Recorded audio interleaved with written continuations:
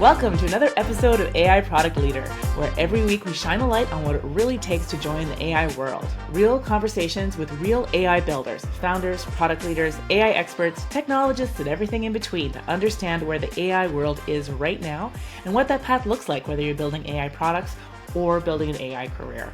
Have a question or topic? Email us at support@AI Career Boost to join in on the conversation. I'm your host, Polly Allen. I'm the founder of AI Career Boost, where I spend my time helping product managers and leaders navigate the world of AI and thrive and transition into AI leadership roles. I've spent my career in both the product management and software development sides of the fence in software development. And I'm an ex-Alexa AI principal product manager, where I successfully launched the very first generative AI answers on Alexa back in 2020. I am super excited about our guest today. So glad to welcome Fernando. Fernando de Buen Lopez is an accomplished innovation and strategy leader with over a decade of experience driving customer-centric design and research across industries. As the founder of Spectral Studio, he specializes in crafting transformative strategies while exploring the intersection of generative AI and innovation. Previously, Fernando led the innovation team at Relish Works, Gordon's Food Services Innovation Hub, and honed his expertise at Doblin, which is Deloitte's innovation practice, where he delivered groundbreaking strategies for clients across many sectors. With a master's in design and an MBA from the Institute of Design, Fernando combines visionary thinking with practical execution and is shaping the future of innovation. Fernando, so glad to have you on today. Thanks so much for joining. Well, thanks for having me, Polly. And that's a very impressive intro that I don't know that I deserve. It's all true, isn't it? I think it is.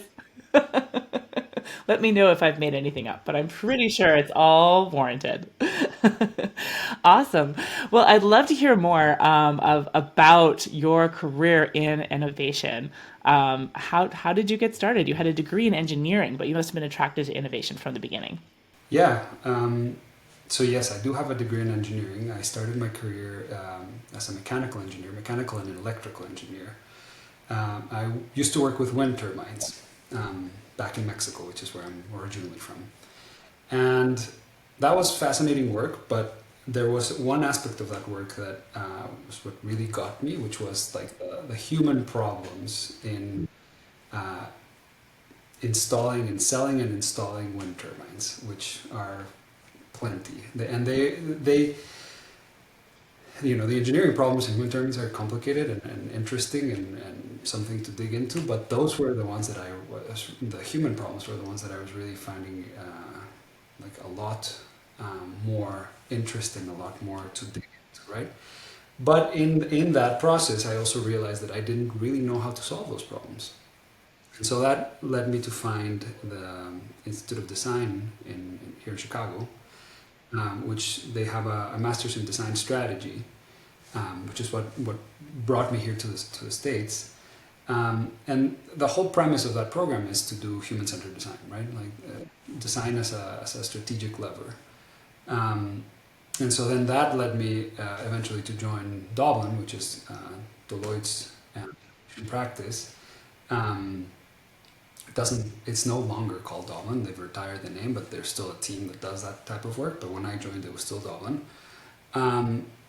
And yeah, the first 4 years of my career or of my post-engineering career were spent at Deloitte, just working on a bunch of different innovation and design strategy projects, as you mentioned, across a bunch of different sectors.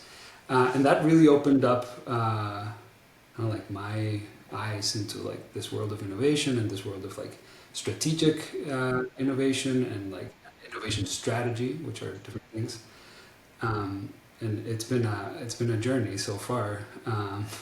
It sounds so fascinating. Especially, I don't know if I have ADHD. I don't have a diagnosis. TikTok thinks I have ADHD, but I definitely have like ping ponging like with like little bits of little things all the time. And I'd always thought consulting sounded so appealing because that idea of sort of working across multiple projects. Is it really like that?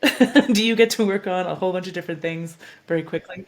Especially when I was, I joined fairly, I guess, like middle of the career lifespan of a consultant, probably earlier actually. So I was like senior consultant and manager when I was in Deloitte. And there you are kind of like jumping on a project to project, industry to industry, as you progress in your career in a big four firm like that, you are encouraged to align to a particular industry. And so maybe the jumping happens less so or less severe. But it's funny you say that because that's one of the things I loved about consulting too, that I still love about consulting is this ability to have multiple different types of projects with different scopes, with different focus.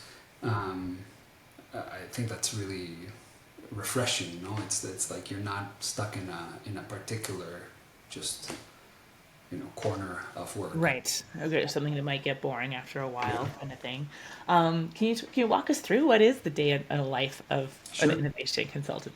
Yeah, I'd be remiss not to mention that after Deloitte, I went to Relish Works, so I also got to see the world of innovation, but more from an in-house perspective. So I was director of innovation with Relish Works, which, as you mentioned, is the innovation center for Gordon Food Service.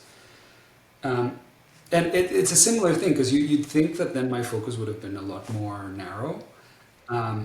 But when you think about the food system and everything that affects the food system and kind of like our mission of innovating for the food system, it was like everything from food production all the way to food consumption and everything in between, which think about the logistics and everything, right?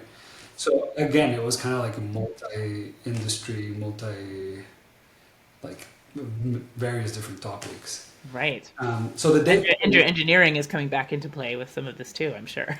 yeah, at least the way of thinking, no, the mental model excuse me, the mental model for engineering um, definitely um, plays a part. Um, but to answer your question about the day to day, you know, having said that there's different projects and different types of work, the day to day could be very varied. But I think in general, one of the things that happens a lot is talking to people, just like a lot of research with people, both be it generative research and from foundational research all the way to evaluative research and surveys and mostly qualitative, but some quant research as well. Just trying to understand problems from a human perspective and um, from like what is actually happening on the ground around this problem space or this opportunity space. So I would say there's a lot of that. There's a lot of secondary research as well, just doing market research, competitive research, just trying to understand the world. I think that's Of like a partly new more industry, a new sector. Yeah. try to understand the world, right? Both from the perspective of the people that live in the space you're looking at, but also like everything around. Then the second part that I think happens a lot in the day of an innovation practitioner is, well, then you have to do a lot of analysis on that, right? Like try to figure out, okay, based on what we know about what's happening today, based on what we know is happening on the ground, and what can we infer about that? What are the implications of that? What are the insights we can generate from that? And then you have a bunch of different things that could happen from there. From that understanding, you could be doing something that's much more core focused, like something that, how can we impact the current experience, or how can we, of a service or of a product, but you can then also use that information to say, well, what are the possible futures that we could imagine for Mm. our business, right? Hmm. Positive and negative. Positive and negative. Got it. Right. And I use futures in plural because you don't want to just imagine one, because you're not predicting, you're imagining, right? One that says that they can predict futures is lying. Um, and and so you imagine as many as possible, and then you walk back from that and say, okay, well, if we wanted that to happen or that to not happen, what would need to be true today? What do we need to start doing today based on what we know about the world, the people we've spoken to, the research we've done? What do we need to start doing to make those futures either happen or not happen, right? And so then that becomes kind of the basis for how you build, for example, a portfolio of strategic initiatives. You set those futures, which kind of become your vision a little bit, um, and you walk back. It's a little bit of scenario planning. It's just scenario planning, but with a 5-10 year time Yeah. frame. Timeline. Timeline. Right. Oh, yeah. Oh, incredible. Yeah, it sounds like such fun work. It is fun work. It can be frustrating too, no? Because one of the things, one of the pitfalls, I guess maybe the last part of this, and anyone that is in innovation that is hearing this, if anyone, it's like you also always, a day in the life of the innovation person is you always have to be justifying your existence. Mm. um, rightly Because so. by definition, you're working on things that haven't paid off yet. Right, right. And because you are two or three steps removed from like ROI, it's very different from say a sales team, no, that is like has direct numbers. You kind of have to be the measurement of innovation success is very different because it happens again at a different in a different timeline, at a Yeah. different time frame. No, totally. Exactly. So you have to think strategically about your own role in any organization as you go. Oh, fantastic. So you've been doing a lot of work recently to integrate AI, particularly generative AI, into your practice. I'd love to hear how you're approaching that. Yeah, well, it's part of it is your course, but the idea is that there's a lot of tools right now coming up about, especially when you think about these activities that I was mentioning, you know, like doing a lot of research, both primary and secondary, which involves processing a lot of data, right? In this case, a lot of times qualitative data um, that takes a lot of time, takes a lot of effort. It takes training to do well, and so my first my foray into AI, if you will, it comes from two parts. The first one is, okay, I want to understand how some of these tools will affect the field and how I could start leveraging them and all that, which went a step further, and we can get into this in a moment because I through your course I built my own tool, which is great, the furthest most expression of that path. And then the second one is also to understand from, you can't be someone in innovation and in innovation strategy that doesn't have a deep understanding of the latest technologies and disruptors and things that are happening out there. And, AI is that one right now, or one of them, right? And even though I had some understanding of it, I wanted to go a lot deeper in it. And so part of what I've been doing recently is try to do those two things, right? So on the first one, this whole idea of like doing research and processing all of this information in a better way.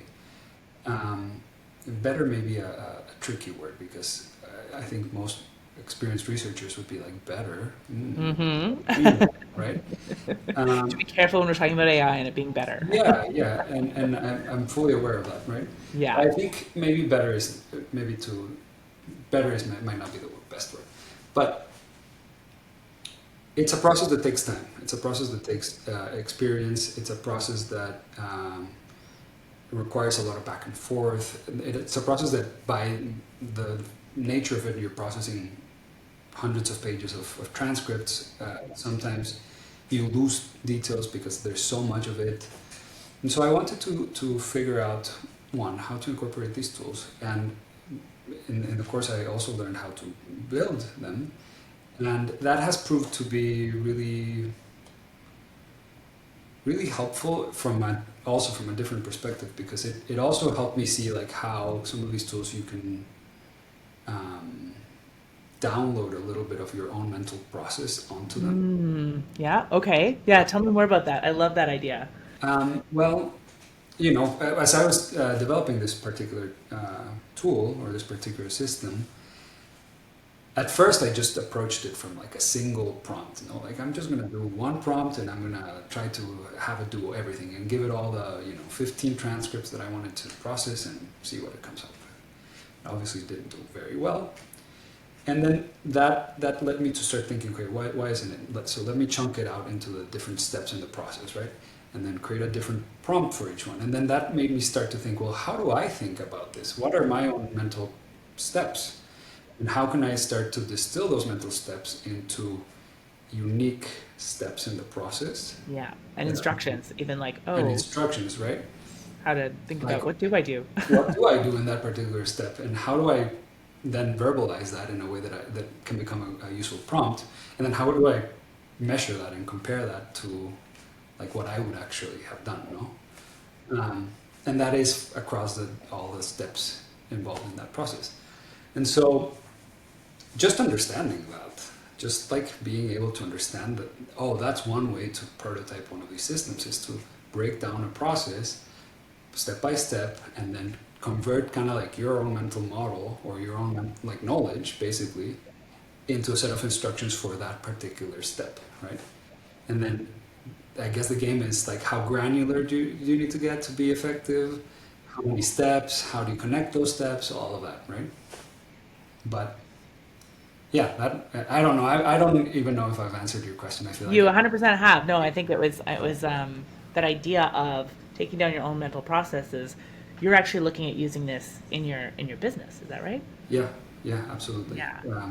So after Relish, I've been doing consulting again, and now I have my own studio, which is called Spectral. And part of what I'm trying to do is to build some of these tools for myself, um, to be able to do this work more efficiently, probably quickly.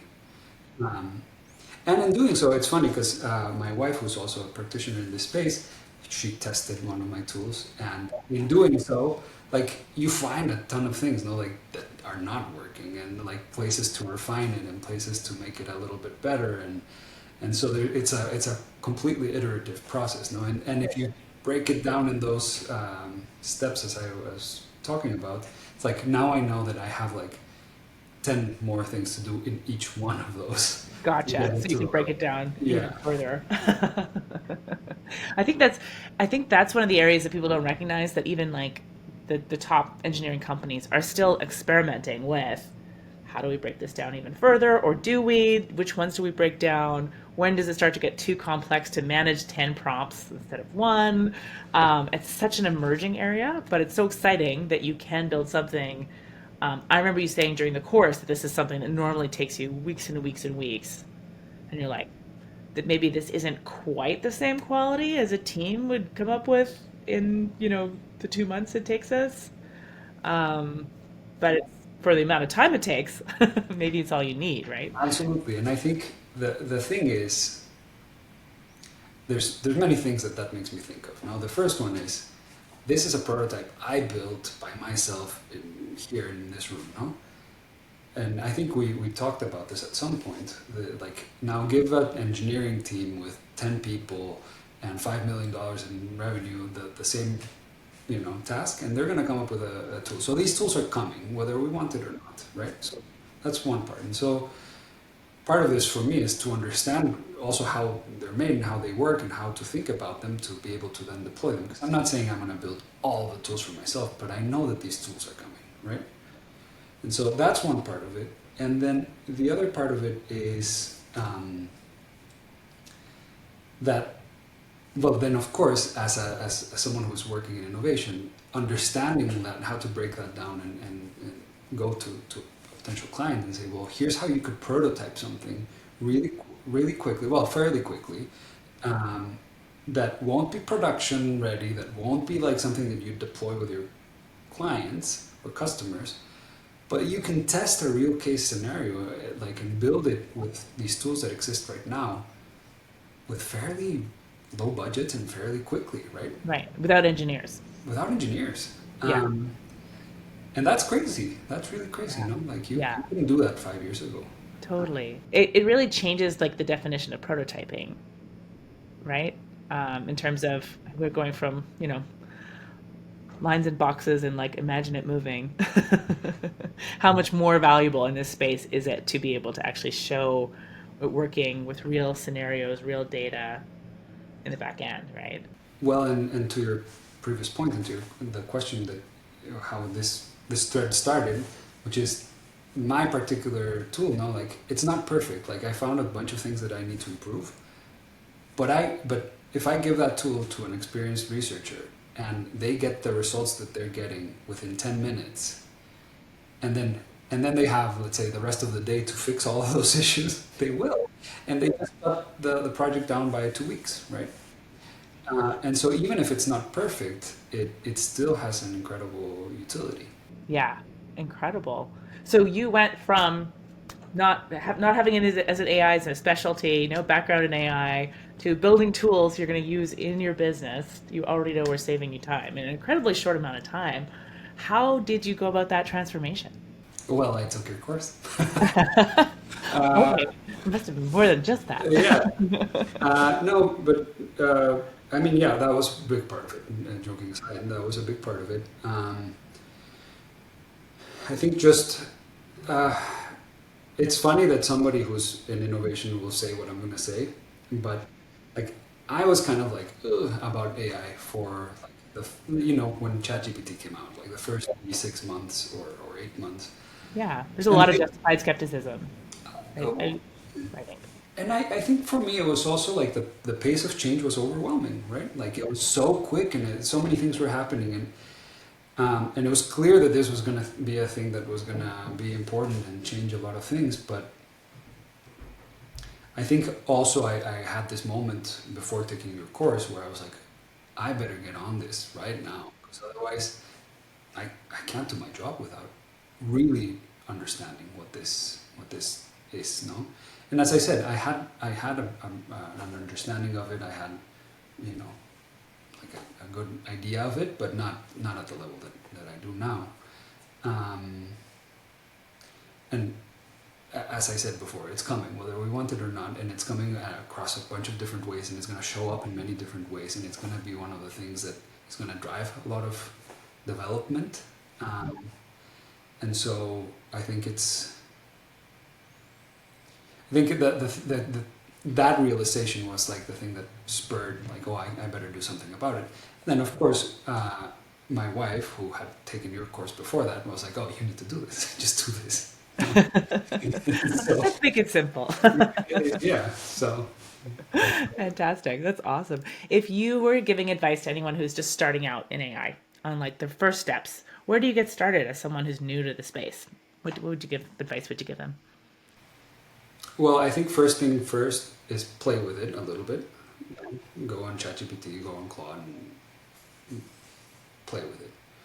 Um, Figure out a couple of use cases for yourself. No, like if you can figure out a couple of things that you could do for yourself, and then oh okay, um, then I would say honestly like get some like find a course, find something to deepen those skills. No, like whether it's that specific tool, like a course to do voice flow, or a course to do a specific you know platform, great.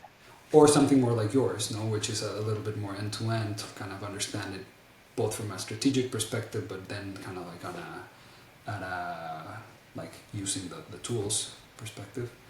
I think that I would do that. I guess I like to learn a lot, so I guess that's my default is to like, oh, let's just go study it.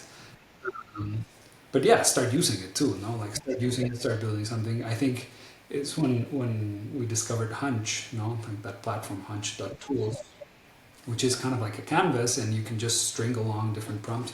That opened up my eyes, and I was like, oh, that's how I can make this.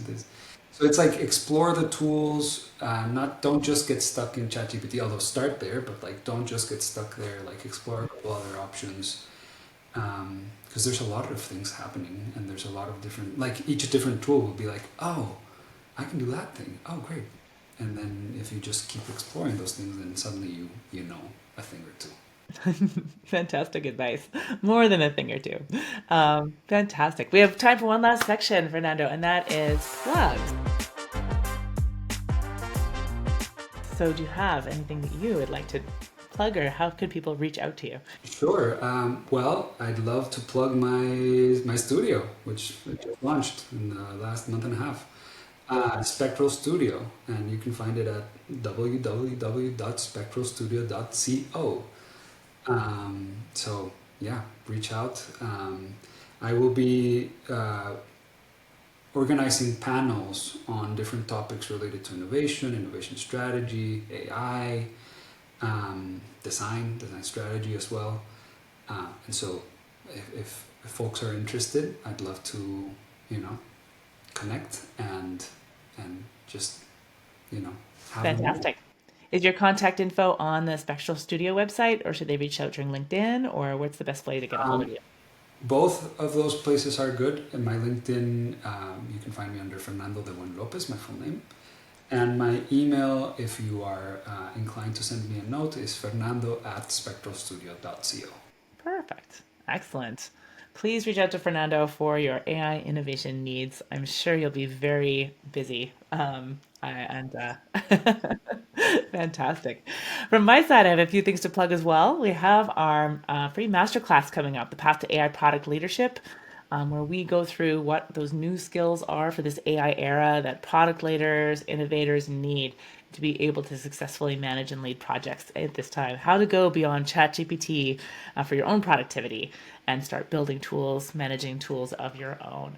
So that's coming up on our, the signups on our website, aicareerboost.com. You can also join our newsletter at aicareerboost.com/interested to join the AI product leader link. Lastly, I always love to plug the show. So if you love hearing inspirational stories of people who are in AI, breaking into AI, how they're using AI in their day-to-day and in their businesses, please like and follow us on your favorite podcasting platform.